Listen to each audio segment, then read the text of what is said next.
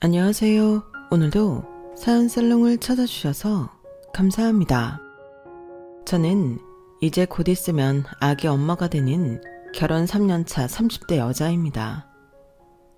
출산을 앞두고 있다 보니 이런 생각 저런 생각이 많던 중 사연 읽어주는 채널을 알게 되었어요. 그리고 저한테 일어났던 기적 같은 이야기도 들려드리고 싶은 마음에 이렇게 사연을 보내봅니다. 부디 제가 경험한 거짓말 같았던 기적의 이야기를 끝까지 함께 해주세요. 저는 3살 때 고아원 앞에 버려졌어요.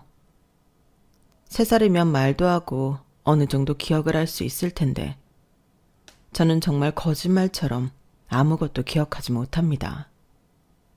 다만 제 주머니에는 이모라는 사람이 적어 넣은 것으로 추정되는 편지가 들어있었는데요.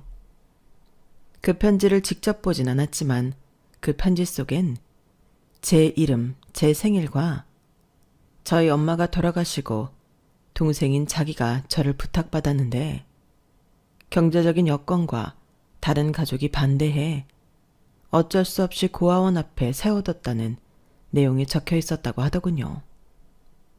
아무래도 자기의 신분을 노출하고 싶지 않아서 저를 그냥 고아원 앞에 세워놓은 것 같다고 원장 어머니는 말씀하셨어요. 당시 저녁 9시가 넘어가는 늦은 시간이었는데 초인종이 울리고 나가보니 아무것도 모르는 채가 눈만 꿈뻑이며 고아원 문 앞에 있었다고 하셨거든요. 그 뒤 그 고아원은 제 집이 되었고 언제부터 목에 걸고 있었는지 모르는 반쪽짜리 하트 목걸이를 한 채 저는 고아원 생활을 했어요. 그리고 어쩐지 적응을 잘하지 못해서 저는 늘 혼자 놀았다고 했는데요. 그래서 원장어머니가 걱정이 많으셨다고 하셨어요. 그때 너는 참 어린애가 쓸쓸해 보였어. 다른 애들이 너랑 놀고 싶다고 편지도 쓰고 손도 내밀었는데 너는 그냥 쳐다만 봤다니까. 저 어린 게 얼마나 마음에 큰 충격을 받았으면 저럴까. 내가 얼마나 무서웠는지 아니? 네가 방실방실 웃는 모습 보는 게 내 소원이었단다. 저는 그렇게 한결같이 원장 어머니의 걱정과 사랑을 먹고 비로소 씩씩해졌어요. 누가 고아라고 무시하지 않을 만큼 공부도 열심히 했고 학교 생활도 모범적으로 했죠. 하지만 대학 진학은 포기할 수밖에 없었어요. 아무래도 학비를 해결할 수가 없었거든요. 제가 공부를 아무리 열심히 했다고 해도 장학금을 받고 대학에 들어갈 정도는 아니라서요. 그리고 보호 종료 기간이 되어 받게 된 돈은 사실 한 사람이 자립하기엔 턱없이 부족한 돈이었는데요. 그래서 5년 가까이 고시원 생활을 했었죠. 솔직히 혼자 지내고 주거비를 최대한 아끼기 위해서는 고시원만 한 곳이 없었거든요. 그리고 아침엔 작은 사무실 격리로 출근하고 저녁엔 편의점 아르바이트 하면서 혼자 수능 공부를 했어요. 대학은 꼭 가고 싶었거든요.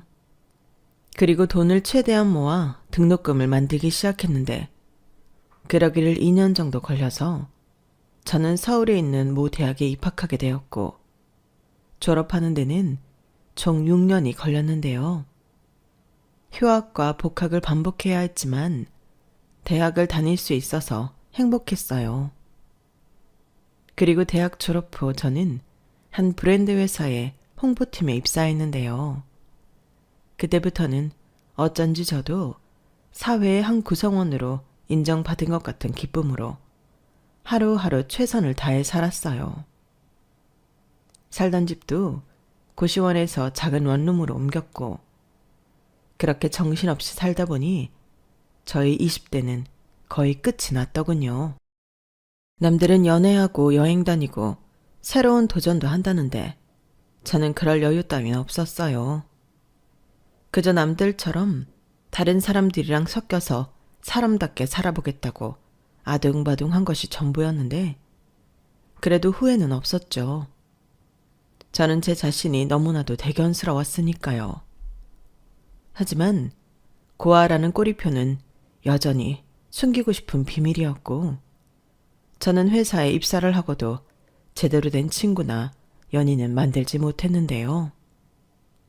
깊은 사이가 되면 제가 고아 출신이라는 걸 얘기해야 하는데, 그럼 그 사람들이 도망가 버릴까 두려웠어요. 실제로 대학 다닐 때 저에게 관심을 보이는 사람이 있어서 조금 만나다 비슷한 경험이 있었거든요. 그때는 대수롭지 않게 넘기려고 생각도 잘하지 않았는데, 그건 저만의 착각일 뿐, 저는 그 뒤 그런 일이 또 생겨날까 잔뜩 겁을 먹고 있었죠. 그러니 저에게 다가오는 사람들에게 저는 쉽게 곁을 내주지 않는 사람이 되었고, 회사 사람들 가운데서 헛돌기 시작했는데요. 돈이라면 벌벌거리는 저에게 점심값, 퍼킷값은 사치나 다름없어서 사람들이 같이 밥 먹으러 가자고 하면 저는 도시락을 싸와서요. 맛있게 드시고 오세요. 하고 말하는 등 사람들과 어울리지 못했어요. 그리고 커피도 딱 한 번 뭣도 모르고 쫓아갔다가 4,000원이 훌쩍 넘는 커피값에 놀라 그 뒤로는 카페에 갈 시간도 없는 사람처럼 혼자 바쁜 척은 다 하고 살았어요. 가끔 이게 무슨 공상인가 현타가 오기도 했지만 그 돈이 쌓이면 얼마의 돈이 되는지 계산이 빨랐던 저는 도무지 그런 돈을 쓸 수 없었어요. 그러니 자연스럽게 사람들과도 멀어졌고, 저는 그저 그렇게 사는 것도 나쁘지 않다 여기며 제가 만든 틀에 갇혀 살았는데요. 회사에 가지 않는 주말은 너무 힘들었어요. 친구도 없고 돈도 쓰고 싶지 않은 제가 할 수 있는 거라곤 동네에 있는 도서관에 가서 책을 읽거나 동네 산책이 다였거든요. 그러다 이럴 바에는 보람이라도 있게 봉사를 다니자 라고 생각했고, 거리상 제가 살고 있는 곳에서 많이 멀지 않은 곳을 찾았는데 그곳이 무슨 인연인지 고아원이었죠. 버스를 한 번만 타면 1시간 조금 넘어 도착하는 곳이었는데 제가 지냈던 곳이랑 많이 비슷해서 처음부터 정감이 갔어요. 그리고 고아원 봉사를 하기엔 제가 생각해도 제가 참 적격이었는데, 고아원에서 지내는 아이들이 어떤 생활을 하고 어떤 것이 필요한지 제가 더 잘 알고 있으니 더 잘할 수 있을 것 같았죠. 그래서 저는 주말이면 그 고아원에 가서 봉사를 했고, 그 아이들과 친해지면서 생활의 활력을 찾게 되었는데요. 함께 봉사를 하는 분들도 한결같이 전부 좋으신 분들이었어요. 저처럼 매주 오시는 분도 있고 가끔 오시는 분들도 있었지만 다들 제각각 어떤 사연이 있고 또 계기가 있어서 봉사를 하고 계시더라고요. 그러다 저처럼 자주 오시는 한 아주머니를 알게 되었어요. 그분은 오셔서 묵묵히 일만 하시는 분이셨는데 꼭 회사에 있는 제 모습을 보는 것 같더라고요. 그래서 인사 외에는 제대로 말도 걸어본 적 없던 그분이 남 같지 않았죠. 종이컵에 든 믹스커피긴 했지만 제가 먼저 커피 드시고 하세요 라고 말을 걸게 되었고, 그게 시작으로 저와 그 아주머니는 가까워지게 되었어요. 그리고 왜인지 모르지만 이분에게는 제 이야기를 해도 될 것 같은 안도감 같은 것이 있어서 어느 정도 친분이 쌓였을 때는 자연스럽게 저도 고아였다는 사실을 말하게 되었는데요. 아, 그렇구나. 힘들었겠네. 그래도 참 잘 컸다. 내가 한번 안아봐도 될까? 네? 저를요? 너무 이뻐서 내가 한번 안아주고 싶네. 아주머니는 그 말이 끝나고 저를 세상에서 가장 따뜻하게 안아주셨어요. 누군가의 품에 이렇게 안겨보는 게 제가 기억하기로는 처음이었는데, 엄마 냄새라고 하죠. 화장품 냄새는 전혀 아닌 사람의 냄새가 나서 너무 좋았어요. 그래서인지 저는 점점 그분에게 의지하며 친하게 지내고 싶어졌고, 그분도 저를 참 살뜰하게 챙겨주셨는데, 어떤 날은 반찬을, 어떤 날은 옷이나 화장품 같은 것도 선물해 주셨어요. 이모, 웬 화장품을? 지난번에는 옷을 주더니. 홈쇼핑에서 샀는데 많이 주더라고. 그리고 그 립스틱 색깔 봐라. 그게 나랑 어울리니? 그런 건 희연이 너같이 예쁘고 젊고 그런 아가씨가 바르는 거지. 왜요? 이모도 잘 어울릴 것 같은데. 그리고 이모 딸도 있잖아요. 우리 딸은 한국에 없잖아. 그리고 걔는 내가 사지 말라고 해도 지가 사서 바르지. 걔가 욕심이 얼마나 많은데. 전공도 미술이라고 아주 도화지든 지 얼굴이든 그리는 건 엄청 좋아해. 아, 그래도 이모 딸은 너무 좋겠어요. 이모가 엄마라서. 뭐 그렇게 생각해주면 다행인데 자식 속을 어떻게 다 아니. 그리고 나는 너도 내 딸이라고 생각해. 꼭 낳아야만 부모 자식으로 지내는 건 아니잖아. 그러지 말고 어디 한번 발라봐.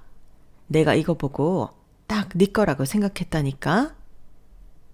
아주머니는 그렇게 말하고 직접 제 입술에 립스틱을 발라줬어요. 그리고는 너무 예쁘다며 좋아하셨는데, 그때 저도 속으로 나도 이런 엄마가 옆에 있으면 너무 좋겠다 라고 생각했어요. 그래서 한 번도 보지는 못했지만 아주머니의 딸이 많이 부러웠는데요. 그러던 어느 날 아주머니께서 끝나고 밥을 같이 먹자고 하시면서 웬일로 술도 한잔 하셨는데, 엊그제가 먼저 보낸 남편의 생일이었다고 하시면서 예전과는 전혀 다른 얼굴을 하셨어요. 그 모습이 많이 쓸쓸해 보였는데, 그렇게 술친구를 해드리니 아주머니는 아, 그래 희연아, 너 우리 아들 만나볼래? 전에 우리 아들이 내가 하도 네 얘기를 많이 하니까 궁금하다고 만나고 싶다고 하더라. 둘이 나이도 2살인가 차이 나는 것 같은데 어때? 한번 만나볼래? 라며 뜻밖의 말을 꺼내셨고, 저는 아주머니가 술김에 하신 이야기라고 생각하면서도 그건 아닌 것 같다고 거절했어요. 괜히 이모 하면서 잘 지내고 있는 이 관계가 깨질 것 같았거든요. 그리고 지금이야 술김에 하신 말이지만 나중엔 생각이 달라지실 수도 있다고 생각했는데요. 제가 그만큼 누군가를 만나는 것을 많이 두려워했어요. 그런데 다음날 술이 깬 아주머니는 자기 아들 괜찮다며 연신 한 번만 만나보라고 하셨고, 저는 그때도 남자 만날 생각이 없다고 거절했는데, 제가 2번 거절을 하니 아주머니도 더는 당신 아들 얘기를 꺼내지 않더군요. 그렇게 시간은 또 지나갔어요. 제가 쌀쌀해지는 가을에 봉사를 시작했는데 어느덧 추운 겨울이 지나고 봄이 되었죠. 그리고 아주머니와 저는 더욱 가까운 사이가 되어 처음 보는 사람들은 저희 2사람을 정말로 이모랑 조카로 보는 사람들도 생겼는데요. 그럴 때면 아주머니는 맞아요, 제 조카예요. 우리 조카 예쁘게 생겼죠? 얼굴만 예쁜 게 아니라 성격도 얼마나 좋은데요. 그러니까 주변에 좋은 사람 있으면 저한테 알려주세요. 라며 전에 없던 너스리를 떠시곤 했는데, 그때는 거짓말이긴 했지만 기분이 좋았어요. 정말 아주머니와 제가 가족이 된 것 같았고, 앞으로도 계속 이렇게 거짓말이지만 가족처럼 지내고 싶은 마음이었는데, 그러던 어느 날 아주머니가 이불 빨래를 하시다 비누 거품 때문에 바닥에서 미끄러지는 사고가 나고 말았어요. 어찌나 큰 소리가 났는지 놀라서 뛰어갔는데 도저히 일어날 수가 없다며 끙끙 앓으시더라고요. 그래서 제가 놀란 마음에 119에 전화를 걸었고 도착한 구급차에 실려 병원에 갔는데요. 넘어질 때 허리를 삐끗해 당분간 병원 신세를 지게 되셨어요. 아무래도 움직이면 안 되는데 집에 계시면 사람이 움직이게 된다고 당분간 입원을 하라고 병원에서 권했거든요. 그러려면 가족의 동의가 필요했고 그렇게 아주머니의 아들을 처음 보게 되었어요. 아주머니가 병원 수속 때문에 아드님을 불렀거든요. 그리고 저는 그것도 모른 채 아주머니 옆을 지키고 있었는데요. 그때 허겁지겁 많이 놀란 듯한 남자가 뛰어오더군요. 그런데 복장이 특이했어요. 다른 곳에서 뛰어온 것이 아니라 같은 병원 건물에서 뛰어왔더라고요. 의사 가운을 입고서요. 네, 아주머니 아들은 그 병원 의사였던 거예요. 그리고 놀란 토끼 눈을 하고서는 저와 아주머니 곁으로 왔는데요. 엄마, 이게 다 뭐야? 그리고 병원에 왔으면 나부터 찾아야지. 뭘 호들갑을 떨어. 어떤지를 알아야 너를 찾든 내가 집에 가든 하는 거지. 그리고 엄마 혼자 있는 것도 아니었고. 인사해. 네가 그렇게 보고 싶다던 희연이다. 저는 이 상황에 어리둥절해서 얼떨결에 허리까지 굽히며 정중하게 인사를 했어요. 그리고 최대한 어떤 상황이었는지 설명을 했는데 아주머니 아들은 그러냐며 같이 병원에 와주고 곁에 있어줘서 고맙다며 똑같이 정중하게 인사를 했죠. 그 모습을 어쩐지 아주머니는 참 흐뭇하게 보셨는데 지금 생각해도 얼굴이 화끈거려요. 왜 그런지 모르지만 남자를 보고 그렇게 얼굴이 빨개진 적은 그때가 처음이었거든요. 그리고 그 남자도 어딘지 모르게 쑥스러워하는 것처럼 보였는데요. 그때는 대화를 나눌 겨를도 없이 아주머니 입원 수속을 하고 병실로 올라가느라 정신이 없었어요. 게다가 아주머니 아들은 그새 호출이 와서 올라가 봐야 했고 여기는 제가 있을 테니 걱정하지 마시고 가서 일 보세요. 라고 말한 뒤 아주머니한테 필요한 것들을 사오는 등 분주하게 움직였죠.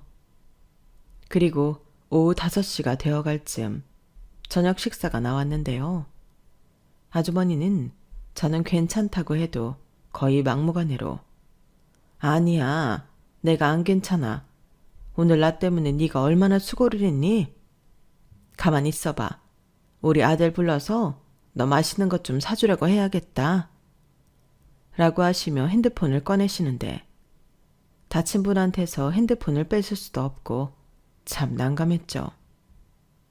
그 뒤 30분이 넘었을까? 이제는 의사 가운이 아닌 사복을 입은 아주버님 아들이 병실로 왔는데요.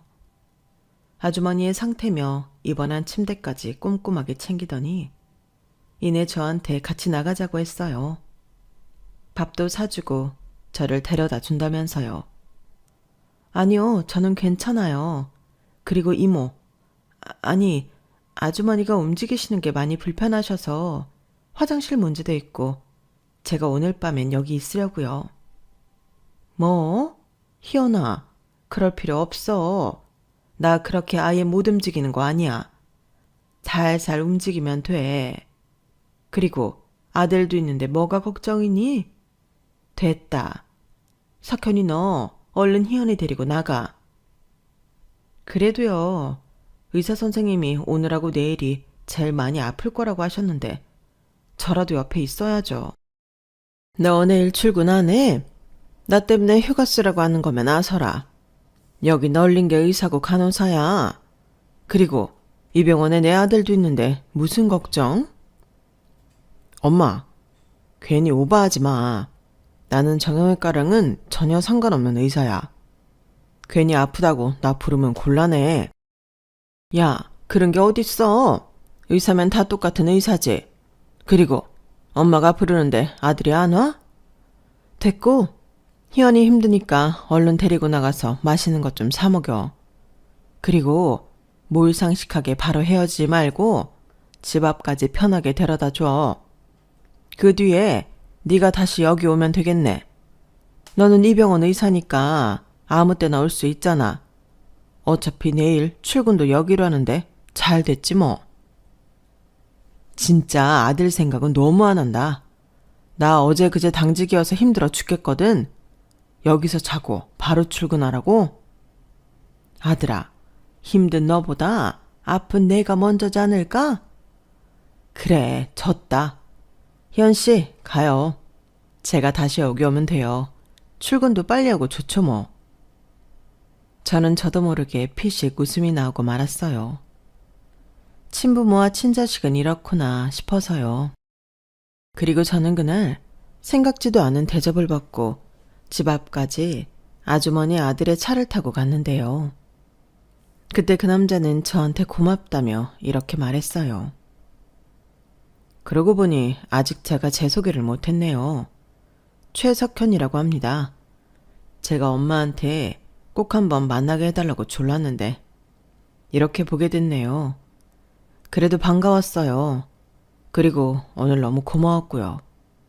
저희 엄마가 많이 덜렁거리는 편인데 안 그래도 요즘 불안불안했거든요. 네? 이모, 아니 아주머니 그러신 분이 아닌데 엄청 차분하시고 꼼꼼하세요. 그거 원래 성격 아니에요. 저희 엄마는 원래 덤벙거리고 잘 까먹고 그러시거든요. 아빠 돌아가시고 엄마가 많이 힘들어해서 잠깐 다른 모습이 나온 거죠. 그래도 너무 다행이에요. 저는 덤벙거리는 엄마가 훨씬 좋거든요.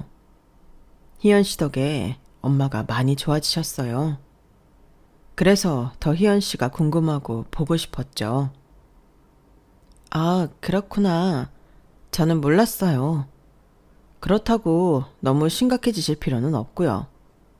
저희 아빠 사실 그렇게 오래 버티실 수 있는 상황이 아니었는데 엄청 잘 견디시고 저희 곁에 그래도 오래 있다 가셨어요. 준비되지 않은 이별은 아니었는데 워낙 두 분이 사이가 좋아서. 이별이라는 게 준비가 된다고 쉬운 건 아니잖아요. 제가 앞으로 더 잘 챙겨드려야겠어요. 알려주셔서 감사합니다. 제가 더 감사하죠. 근데 아까부터 이걸 물어볼까 말까 고민을 엄청 했는데 밤에 이불킥 할 것 같아서요. 뭐 하나 물어봐도 될까요? 네? 네, 그러세요. 저 왜 안 만난다고 하셨어요? 저희 엄마가 저 까였다고 포기하라고 했는데 사실 제가 어디 가서 막 까이고 그런 스타일이 아니거든요. 혹시 사진을 못 보셨나? 저는 꽤나 진지한 얼굴로 농담을 하는 그 사람이 너무 웃겼어요. 그리고 자꾸만 주책맞게 입꼬리가 올라갔는데 거기서 이유를 설명하는 것도 너무 이상해 그냥 웃고 말았죠. 그러자 그 남자는 다시금 저에게 이제 얼굴도 보고 서로 통성명도 했는데 저 정말 별로예요? 라고 물었는데요. 그때는 저도 어디서 그런 용기가 났는지 아니요, 별로긴요. 너무 훌륭하신데요. 라고 저도 농담하듯 제 마음을 말해버렸어요. 그러자 그 남자는 활짝 웃으며 저에게 그럼 우리 가끔 종종 이렇게 만나볼까요? 일단은 저희 엄마 병실에서? 라고 말했는데 저는 좋다고 대답했죠. 그리고 그게 정신 차려보니 저희 두 사람의 만남의 시작이었는데요. 그 사람, 아니 석현 씨는 저에게 만날 때마다 참 따뜻하고 다정하게 잘해줬어요. 그 엄마의 그 아들이라고 석현 씨도 엄마 못지않게 사람이 너무 좋았거든요. 그러니 저도 그 사람에게 최선을 다해 잘해주고 싶었고 그렇게 서로 잘해주고 싶은 마음이 커져 저희는 진지하게 교제를 하게 되었죠. 그간 누굴 만난다는 게 제 출생부터 고백해야 해서 부담이 많았는데 석현 씨는 제가 고아 출신이라는 걸 이미 알고 있으니 제 마음이 더 빨리 기울었던 것 같아요. 그리고 그렇게 만나기를 2년이 넘었을 무렵 다른 누구보다 저희가 만나는 걸 환영하고 좋아했던 이모가 저에게 아들보다 먼저 프로포즈를 해주셨는데요. 지금도 그때를 떠올리면 가슴이 벅차올라서 눈물이 날 지경이에요. 희연아, 둘이 그렇게 좋아 죽는데 니들은 도대체 언제 결혼을 할 거야? 나는 이제 이모 말고 엄마 하고 싶다. 시엄마. 그동안 내가 옆에서 지켜봤지만 너같이 내 마음에 쏙 드는 며느리는 없어. 둘이 얼마나 잘 어울리는지 니들은 아마 모를걸? 그러지 말고 내 아들이랑 결혼해주면 안 되겠니? 이거 시어머니가 며느리한테 하는 프로포즈다. 네? 아니 무슨 프로포즈를 시어머니가 해요. 왜? 목마른 사람이 웅을 파는 거지. 석현이 그게 지 바쁘다고 시간 가는 줄 몰라요. 옆에서 여자가 기다리다가 좋은 나이 다 보내게 할 놈이야 그놈이.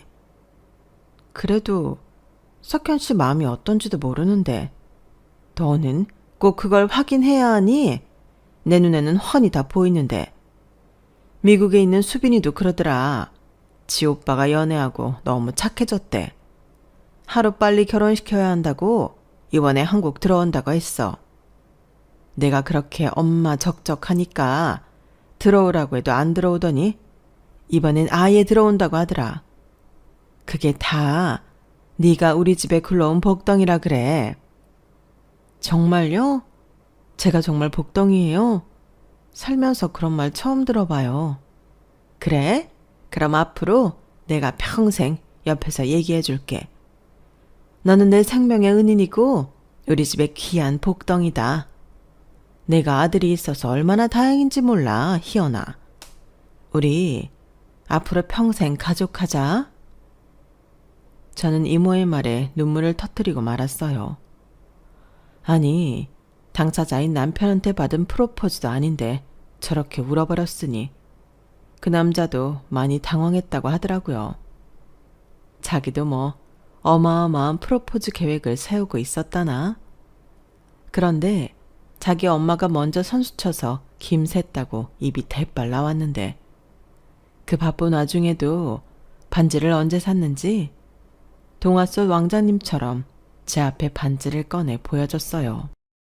그리고 희연아, 나랑 결혼하자.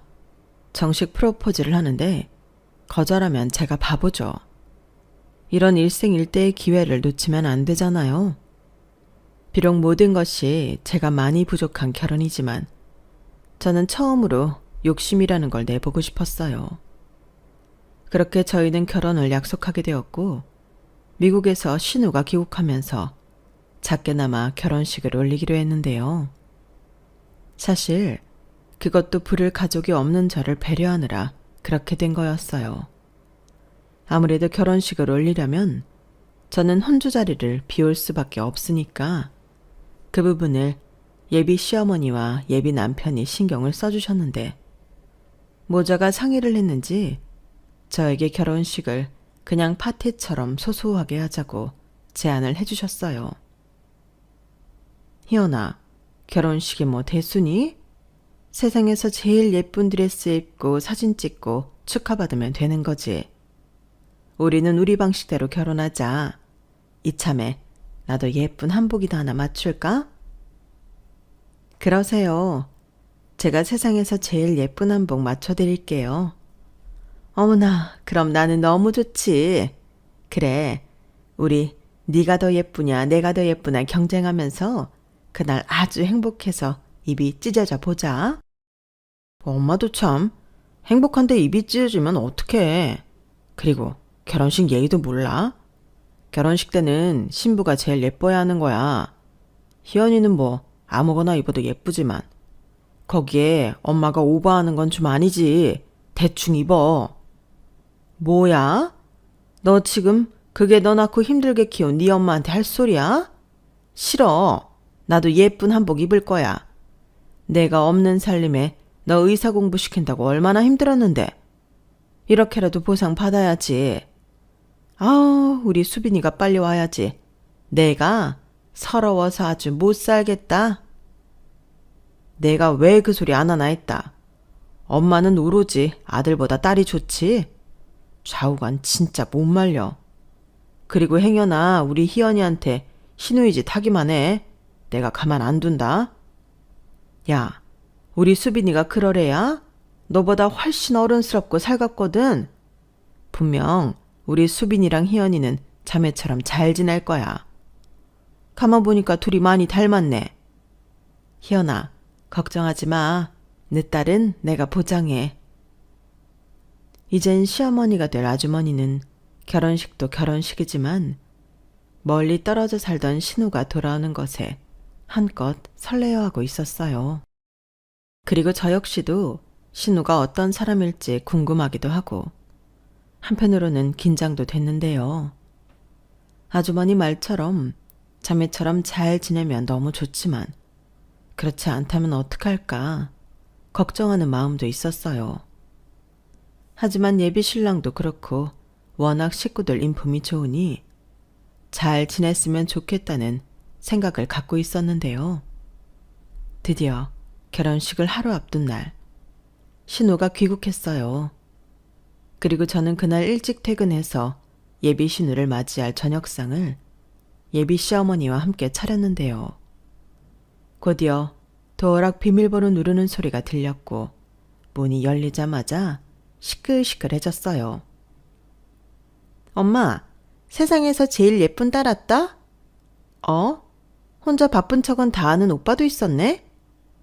뭐야, 너 오랜만에 보는 오빠한테 오자마자 시비냐?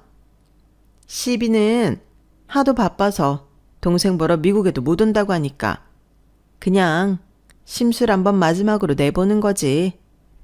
이제 장가가면 세연이 눈치 보여서 못 놀리잖아. 그래, 제발 그래라.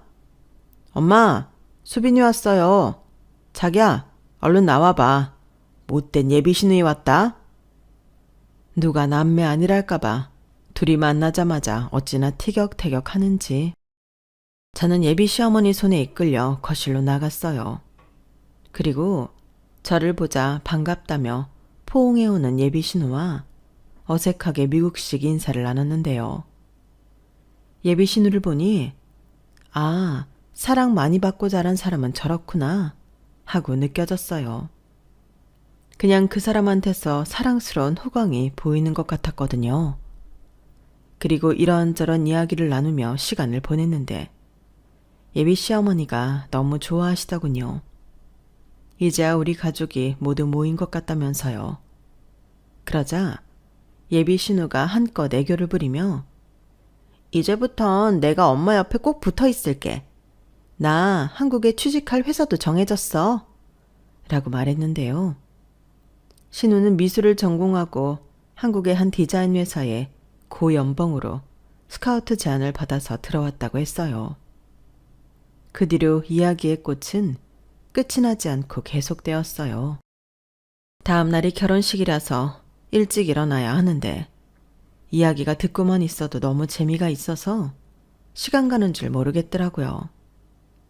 그리고 분위기를 주도하는 건 아무래도 뉴페이스인 예비 신우였는데요.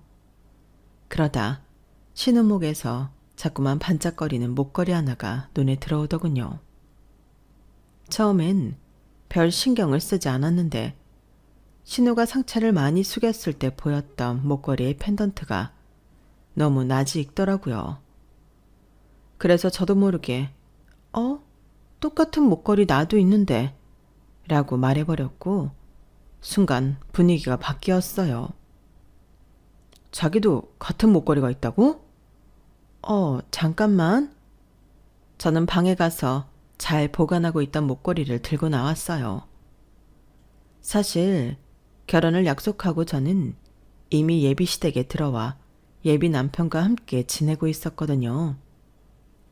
그리고 고이 간직했던 목걸이를 가족들 앞에 내놓았는데 예비 시어머니가 제일 많이 놀라셨어요. 너 이거 어디서 났니? 이건 저희 엄마 유품이에요. 잘 기억은 나지 않지만 고아원에 버려졌을 때 목에 차고 있었고 원장어머니 말로는 펜던트가 반쪽인 걸 봐서는 다른 반쪽도 있을 거라고 하셨는데 별 기대하지 않고 살았거든요.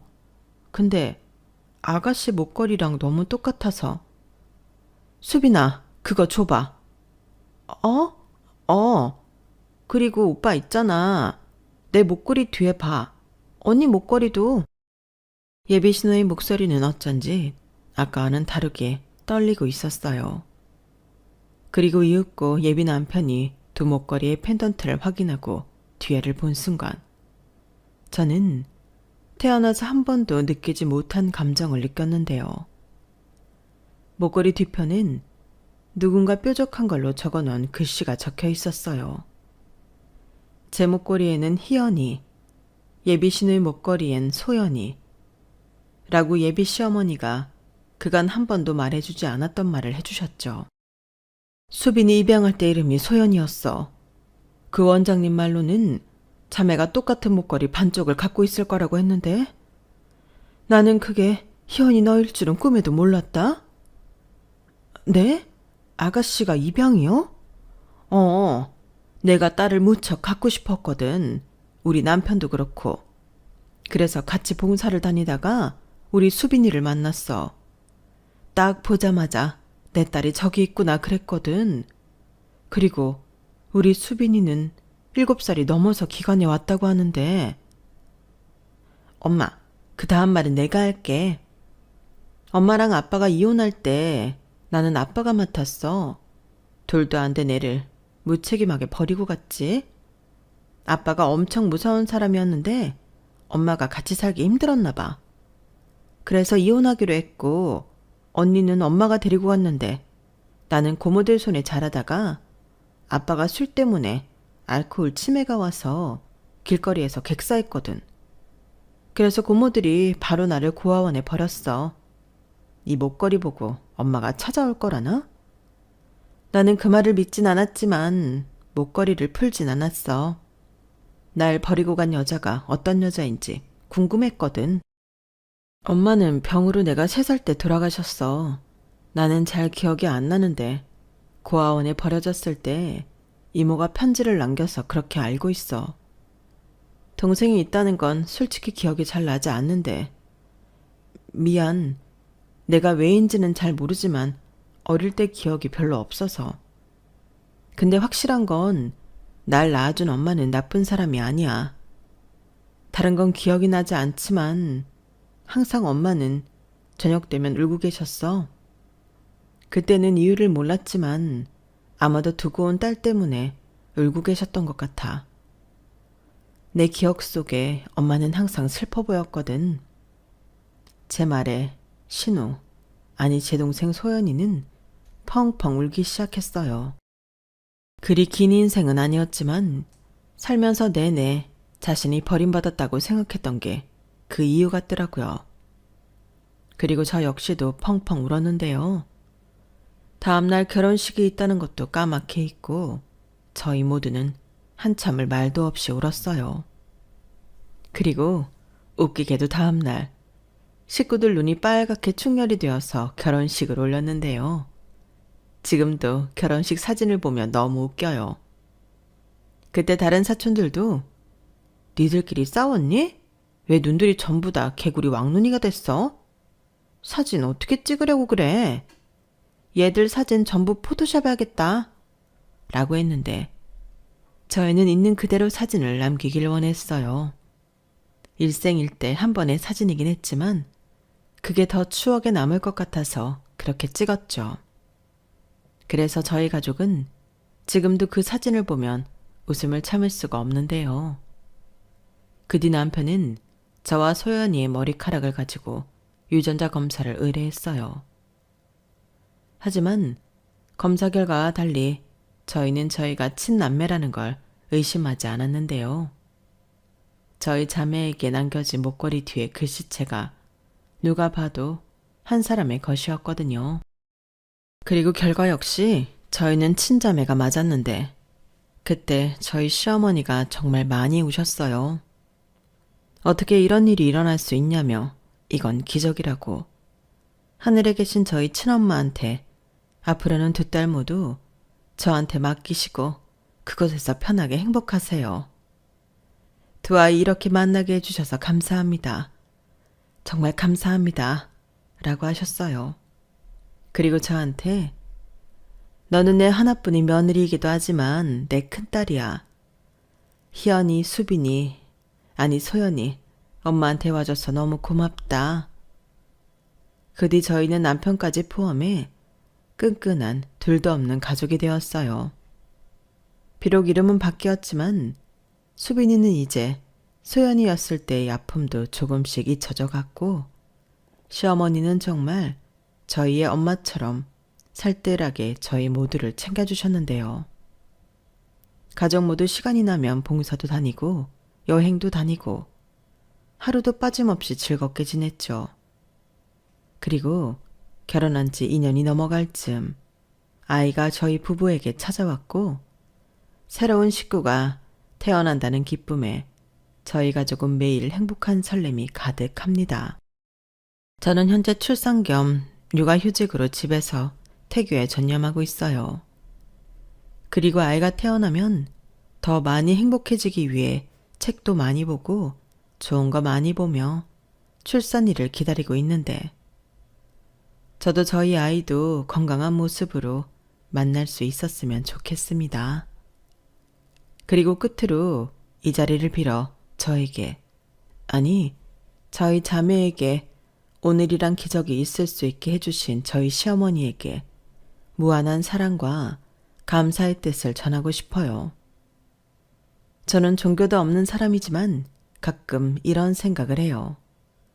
너무 빨리 떠나버린 저희 엄마가 당신을 대신할 저희 시어머니를 저희 자매에게 보낸 것이 아닐까. 그래서 너무 감사하고 제가 평생 잘해야겠다는 다짐을 하게 되는데요.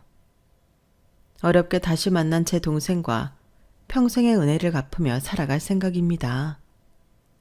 그리고 자상하고 한결같이 좋은 사람인 저희 남편과 영원히 행복하고 싶어요. 부족한 저를 품어주고 사랑해주는 남편을 위해서라도 더 사랑이 넘치는 아내가 되고 싶습니다. 제 사연은 여기까지예요. 막상 이렇게 제 이야기를 글로 쓰니 저에게 일어난 모든 일들이 전부 드라마고 기적처럼 느껴지는데요. 그래서 더 감사한 것들이 많아지는 것 같습니다. 앞으로 남은 인생은 그런 감사한 것들에 대한 보답으로 최선을 다해 살아갈 것 같아요. 그럼 지금까지 제 사연 들어주셔서 대단히 감사합니다. 늘 가정의 평화가 기쁨이 가득하길 바라며 저는 이만 인사드릴게요. 안녕히 계세요. 여러분, 사연 댓글에 응원과 현명한 조언 부탁드려요. 좋아요와 구독은 저에게 큰 힘이 됩니다. 오늘도 좋은 일 가득하세요.